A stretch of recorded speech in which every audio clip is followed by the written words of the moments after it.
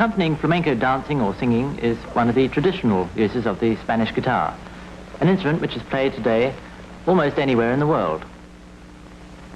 It's a classical instrument which has always been a sociable one. In fact, during Shakespeare's time, its English counterpart used to hang up in barbers' shops so that customers could play it whilst waiting their turn. Here is the main body, and from it runs the fingerboard and the neck, with the pegs at the head for tuning. At the bottom end, the bridge holds the strings, which are always plucked with the right-hand fingers. In the early days, they were made of gut, but nowadays, in the treble, they are pure nylon, and in the bass, nylon covered with wire. Usually, the thumb plucks the lower strings, and the first, second, and third fingers, the upper ones. The frets, where the left hand stops the strings, also used to be gut, but are now made of metal. Today, as in the past, it's used to accompany singers, because you can play chords and rhythms, as it's light to carry, it was the ideal instrument for the early troubadours and wandering minstrels. Light, but strongly built of fine woods like mahogany, pine, spruce, and rosewood. Nowadays, 2 cross struts and this fan strutting are used to strengthen the face or soundboard, while the back is strengthened by 4 straight cross struts. Both Beethoven and Berlioz called the guitar a miniature orchestra, and its many contrasting sounds make it an ideal solo instrument, as you can hear in this 16th century dance tune, La Volta.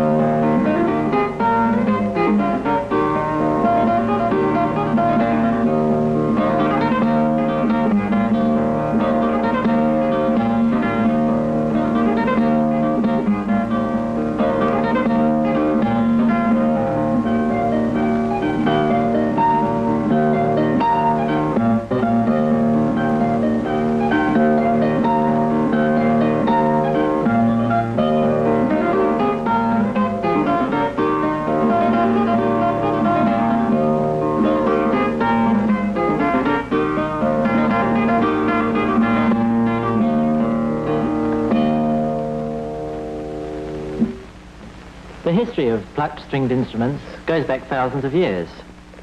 2 of the earliest, of which we have actual records, are the lyre. There's a picture of one dated about the year 4000 BC, and the harp, found in all the earliest Egyptian tombs. And, dated about 3500 BC, there is an instrument like a guitar on a stone carving in the tomb of one of the kings of Thebes. Little is known then until about 800 AD, when we hear of the Arabs using a 4-stringed instrument which came to Europe through Moroccan Spain, and by 1270 we find quite a number of plucked instruments established. The lute, with a rounded back and several sound holes. The name was probably derived from the Arab alud, which becomes in Spanish laud. Then the Latin guitar, with a flat back and only 1 sound hole, was the folk instrument and the forerunner of our modern guitar. But it was overshadowed by the vihuela, the court instrument which had 6 strings, while the guitar had only 4. By 1500, the vihuela was the most popular instrument in Spain, while the lute dominated the rest of Europe. By 1600, the popularity of the vihuela was declining, but the shape of the present guitar was beginning to emerge, and during the next 100 years, the guitar became as popular with painters as the lute had been before it. Here's a work from that period by the Spanish composer Alonso de Mudara.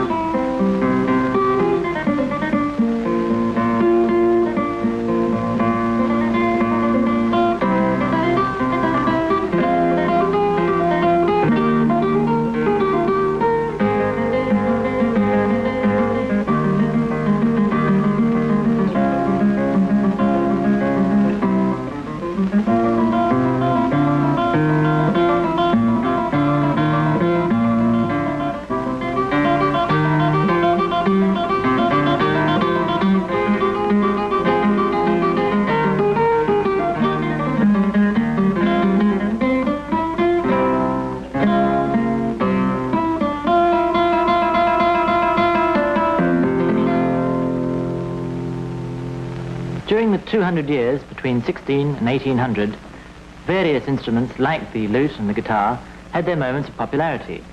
Two of these were the cithern and the mandolin. The mandolin was originally an Italian instrument which evolved from an early small lute. It has 4 double wire strings and is played not with the fingers but with a tortoiseshell plectrum.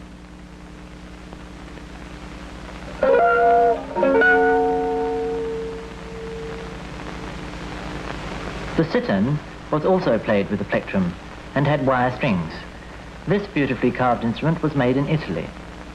Samuel Pepys, in the year 1660, with the help of the lieutenant's cithern and 2 candlesticks with money in them as symbols, we made barber's music, with which my lord was well pleased. In England, the cithern became known as the English guitar. This is the instrument which used to hang up in barbers' shops. It had a flat back like a guitar, and although this is an unusual one, the body was normally shaped like the lute, another instrument played only with the fingers. As the lute and the Spanish guitar became the 2 most important rivals, it's interesting to compare them. The head of the lute is always sharply turned back, whereas that of the guitar is only slightly angled. The guitar is simple to tune with its 6 single strings, giving these notes: E, A, D, G, B, and E. This modern English lute has 12 strings. These are really 5 pairs tuned in unison: D, G, C, F, A, and 2 single strings on top, D and G. There used to be so many different kinds of lutes with different tunings and varying numbers of strings that tuning has always been a major problem. A writer of the 17th century said that a lute player of 80 years of age had certainly spent 60 of them tuning his instrument. The main difference, of course, is in the shape. One of the greatest lutenists of the Elizabethan age was John Dowland, and I'm going to play now the beginning of one of his galliards.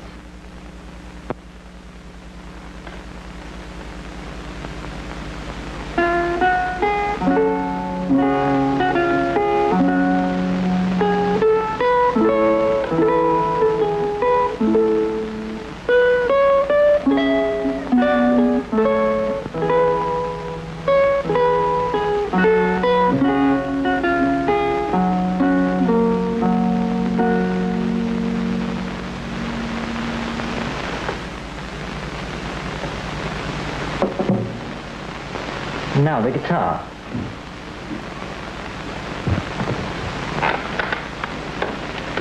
Some of the finest music played on the guitar today was written originally for the lute by the great composer Bach.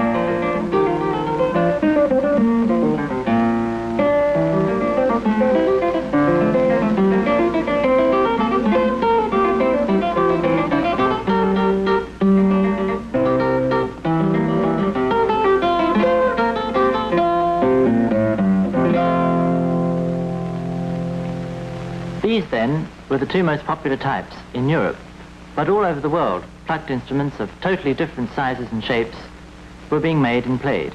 A gourd resonated vina from southern India. From China, a moon guitar.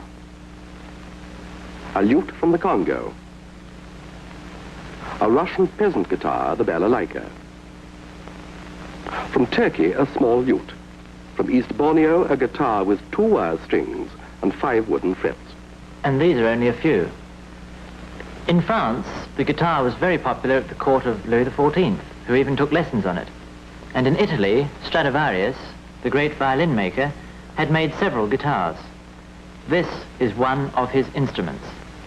By the early 1800s, guitarists like the Spanish virtuoso Fernando Sor and the Italian Giuliani were giving performances in all the European capitals. This was not surprising, for the guitar is a virtuoso instrument with an extraordinary range of colors. For instance, by plucking over the fingerboard, we can get a very mellow sound.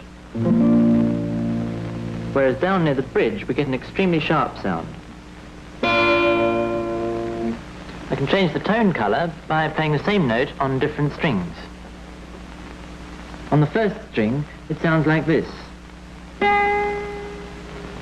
And on the third string, like this. A sort of muffled sound can be made by first damping the strings with the side of the right hand.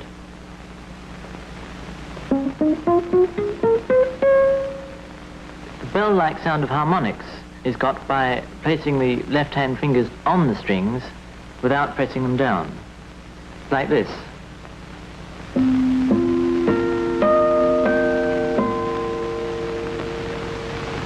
Vibrato gives more expression to a note by fluctuating its pitch, and this is done by moving the left-hand finger backwards and forwards behind the fret, which tightens and slackens the string.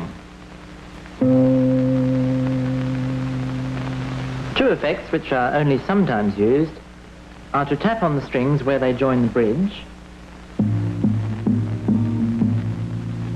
and to strike all the strings with all the fingers.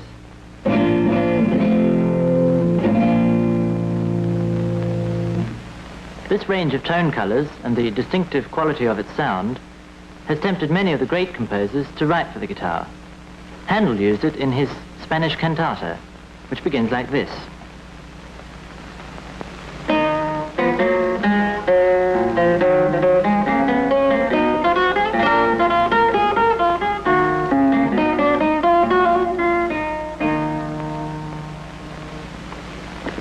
Boccherini included it in chamber works, and Schubert, at the age of 16, wrote a cantata for 3 voices and guitar for his father's birthday. He also composed many of his songs to the guitar when he couldn't afford a piano. The accompaniment to his well-known song Fisher Maiden sounds quite natural on the guitar.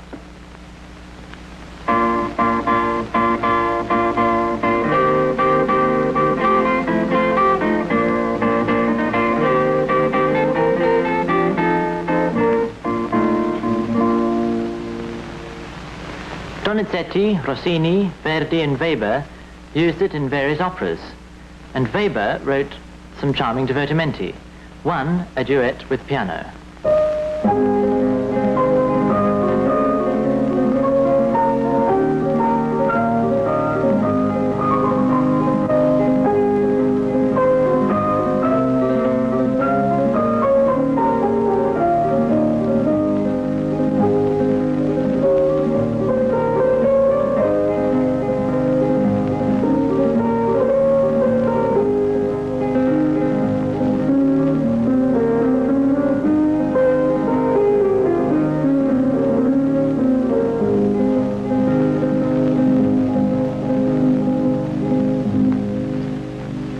It was the only instrument on which that master of the orchestra, Berlioz, was really proficient.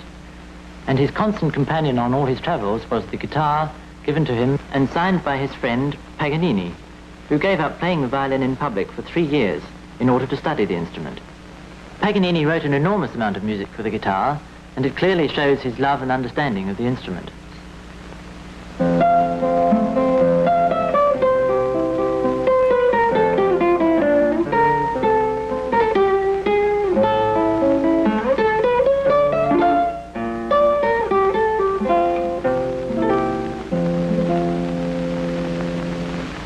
Many attempts have been made to replace the guitar with instruments like this, a lyre guitar, made around 1800.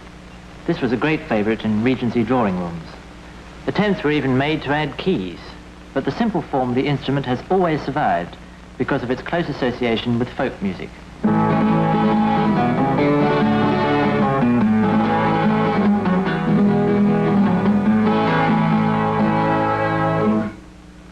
Well, that's the American 12-string folk guitar. In South America, they have many local variations on the Spanish guitar.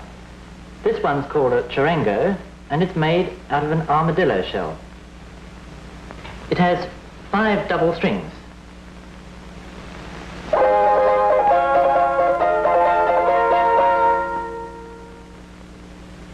And another one is called the tiple. It has, rather unusually, 4 triple strings, giving this sort of sound.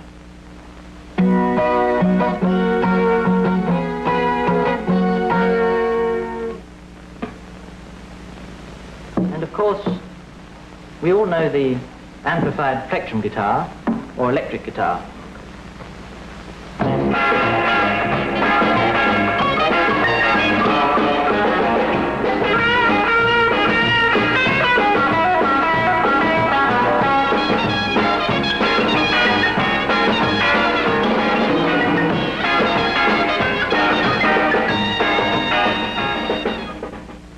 A far cry from the delicacy and subtle tone colours of our Spanish guitar.